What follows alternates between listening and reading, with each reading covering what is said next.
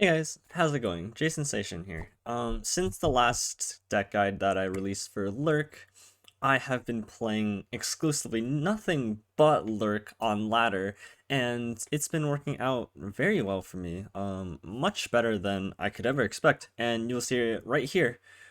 Just what kind of success I've been having with the deck. I started with around 200 LP, and I've been ranging between the 400 500 LP, probably try to make that final push with LURK to get to where I want.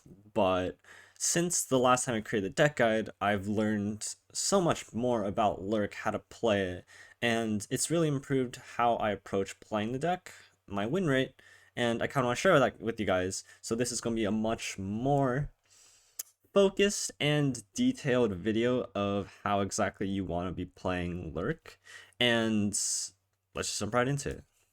Tip number 1, Mulligan aggressively for a 1-drop.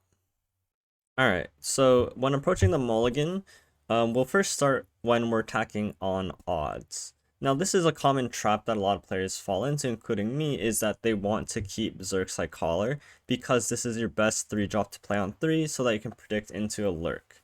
But the trap is that if you keep Reksai Collar in hand, you might not hit your 1-drop. And so in this case, in order to improve the consistency of getting that LURK on turn 1, because hitting LURK on turn 1 is pretty much the same thing as Reksai Collar on turn 3 hitting LURK if you miss your 1-drop. And so in this case, I would just full mull. Keeping Reksai Collar is a little bit greedy. You could get away with it, but you could draw into like a Chronomancer, you can draw into Reksai Collar later down the line. If you miss that 1-drop on turn 1, that's already a pretty big setback. And so in this case, you're just full mulling for a 1-drop, and let's see if you get rewarded. And as you can see, you hit your 1-drop here, and you still get a Reksai Collar, which is really good. Now, let's think about when we're attacking on evens. So now we don't need necessarily to find a 1-drop super aggressively, as long as we have either a 1-drop that we can play on turn 2, or we have a 2-drop that we can play on turn 2 as well. In this case, Aspiring Chronomancer is probably one of the best cards we can play on turn 2. It's important to note that even if you're not attacking with a LURK unit, you can still proc LURK by swinging in with Aspiring Chronomancer for that matter. So we don't need to have a LURK unit on board for that to activate. While we're on this hand, we can just touch up on the other 3 cards here. We can mull Reksai Collar because we don't necessarily want to be playing on turn 3. We want to be probably playing on turn 4. But we also have Call the Pack Reksai, which is really good on our attack turn as well, which would probably be turn 4, right? And so in this case, I actually could probably keep Call the Pack Reksai here because that's just so powerful to start looking Reksai. And I can just mull Reksai Collar away. And I hit Pike, which it sucks a little bit, but depending on the matchup, you're actually pretty free to play Pike. But just important to note that when attacking on evens, you can go a little bit slower so long as you have a 1 or 2-drop to play on turn 2.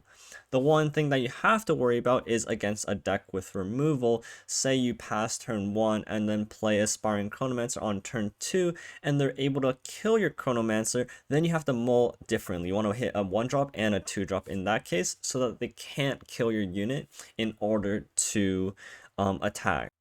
Tip 2, keep Reksai in your mulligan. Another one of the common mistakes, or rather than a mistake, it's like a habit that some people don't do, is that when they see Reksai in their hand, they just straight up mulligan the card away. And this is understandable because because you want 3 Reksai in your deck so that you have the maximum chance of hitting it with LURK. Now, this in itself is a little bit unrealistic and super high rolly rather, but there's actually merit to keeping Reksai in your hand. Now, if and this is only if you have a playable hand, you're not missing your 1 or 2-drop. Keeping Reksai is actually a viable strategy because it makes certain cards better or playable that sort of break out your hand if you don't. And these are Bone Skewer, Call the Pack, and Bloodbait. Now, common times you might draw like Bloodbait or Bone Skewer, and then you don't really have a good card to use them with, and it feels bad having to, like, you know, Bone Skewer like a random unit. Now you can if you need to, but it still feels bad to get like the least value out of a card like Bone Skewer, or if you just call the pack like a random lurk unit because you just need something to do with your mana. This is where having Reksai in hand comes in handy. You can play Reksai, attack, then Bone Skewer it to get like a 2-for-1 trade, or when you draw Call the Pack, you can then Call the Pack Reksai, and then if you have Call the Pack and Bloodbait, and then you already kept Reksai in your hand from Mulligan, you can Call the Pack Reksai attack into Bloodbait. Having Reksai in hand just enables a lot of different combo potentials, and can, you can even just play it to get a +2 lurk and pair it with a card like Bone Skewer. Tip 3. High roll Bloodbait with predict heavy hands. So I want to take a look at this mulligan against Ezreal Karma. And now Ezreal Karma is a slower deck, so I see that I have the 1-drop. Now we're attacking on evens, which makes this a little bit awkward, but because we have a lot of time in this matchup, I'm pretty happy keeping this double predict. And because I have double predict, I have 2 extra chances in order to hit Reksai on my lurk, and so this is a good hand to keep Bloodbait. So let's fast forward a bit and see where our mulligan turned out. We draw into a Call the Pack, and this is our turn 3. So now we're predicting on turn 3 and to predict on turn 4. Now what's actually really cool is even though we hit Reksai on our defensive turn, we actually drew into Call the Pack. So now next turn we can actually Call the Pack Reksai, and then we're rewarded for having our Bloodbait. And this sort of kind of worked out. As you can see, and if we didn't hit Reksai with that last predict, now we can predict again and potentially hit Reksai, and then we have Bloodbait as well. Because we're so heavy on these predicts, this actually worked out in our favor by kind of keeping a very greedy hand to kind of synergize with lurking our Reksais, and this is what you really want to be doing in some of these slower matchups. And now I spend out the rest of my turn making sure that I don't tap under 1 mana. Another key thing about playing with Bloodbait is that sometimes you don't plan out your turns very well. You're 1 mana off on the turn you want to cast Bloodbait, and that's like a really, really big issue. So another thing you just want to be keeping track of when you are saving Bloodbait with a predict hand. I think a very common example of this is when you're attacking on evens, say you're curving 1 into 2 with a predict on 2, you can't Bloodbait afterwards. So in that case, you might even pass your turn 1 development to play predict on 2 with Chronomancer into Bloodbait.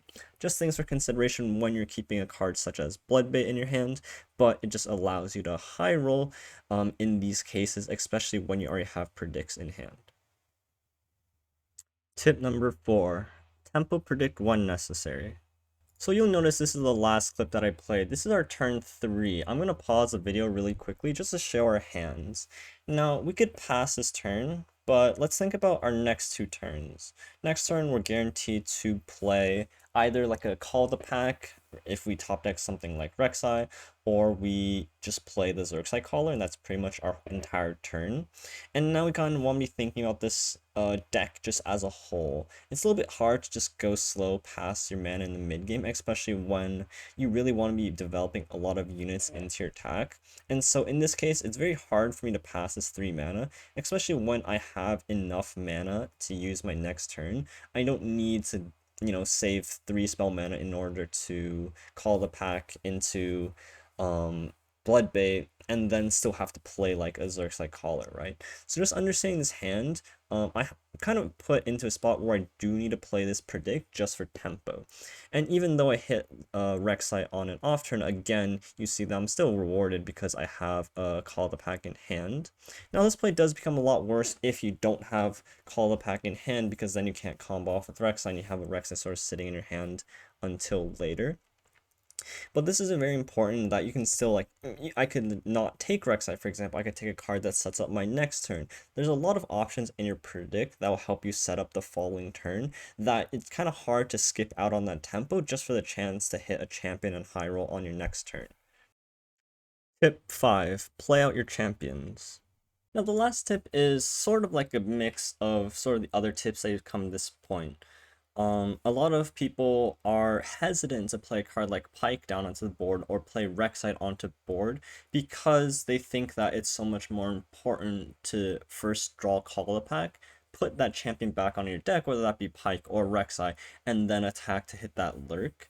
And this is a common misconception that While you can do that if you have the opportunity to, but if you're sort of lagging in tempo, if you don't have a better play, playing pike down on turn 4, or if you have like a second Rex on hand, playing down a first Rek'Sai, even though it may not level on that strike, is actually a good play. You know, against a Zirelli, you really want to have pike leveled, and that kind of like shuts down their attacks. So being able to play pike down on turn 4 is a really strong play. You don't have to call the pack that pike. You don't have to like wait until a bone scare, even though these plays do become a lot stronger if you do. But it's easy to fall into a trap where you don't play out the champions because maybe you think it gets removed too easily, and then you just pass your turn and you waste a lot of tempo or you burn a lot of mana. This is sort of like a trap, and you should try to avoid it because their champions are so good cards. You can double draw them. You can get the Skier from Pike, you can get the second call pack from Reksai, and then maybe you hit a predict later on and kind of get the champions back. But a lot of cases, if you can't do anything better, playing your champs is often or not a pretty solid play.